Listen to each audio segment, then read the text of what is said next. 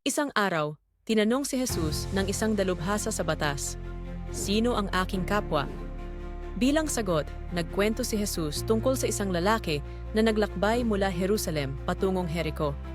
Habang siya'y naglalakad sa madulas at mapanganib na daan, siya ay inatake ng mga tulisan, binugbog, ninakawan, at iniwang halos patay sa tabi ng kalsada. May isang pari na dumaan, ngunit nilampasan lang niya ang lalaki nang hindi tumulong. Sumunod ay isang Levita, isang tagapaglingkod sa templo. Ngunit siya rin ay lumayo at hindi nagpakita ng awa. Ngunit may isang Samaritano na itinuturing na kaaway ng mga Hudyo ang dumaan sa lugar na iyon. Nang makita niya ang sugatang lalaki, siya ay naawa ng labis. Nilapitan niya ito, nilinis ang mga sugat gamit ang langis at alak at maingat na binalutan ng tela upang maprotektahan. Isinakay niya ito sa sariling hayop, dinala sa isang bahay panuluyan at inalagaan ng buong puso.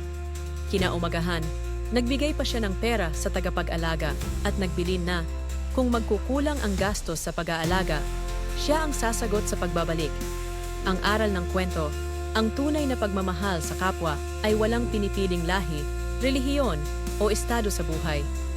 Ang pagiging mabuting kapwa ay nangangahulugang tumulong ng bukal sa loob kahit kanino, lalo na sa mga nangangailangan. Sa ganitong paraan, naipapakita natin ang tunay na diwa ng pagkakaisa at pagmamalasakit sa isa't isa.